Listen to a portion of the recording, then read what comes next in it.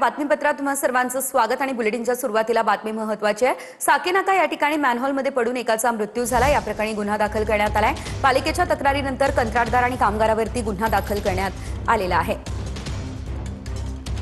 तर कामात निष्काळजीपणा केल्याचा ठपका ठेवलाय। दोघांवरती गुन्हा दाखल करण्यात आलेला आहे। कशा प्रकारे ही व्यक्ती ह्या मॅनहोलमध्ये पडलेली होती ते आपण या सीसीटीव्हीच्या माध्यमातून बघितलेलं आहे। या व्यक्तीचा मृत्यू झाला आणि त्यानंतर आता कंत्राटदार आणि कामगारावरती गुन्हा दाखल करण्यात आलेला आहे।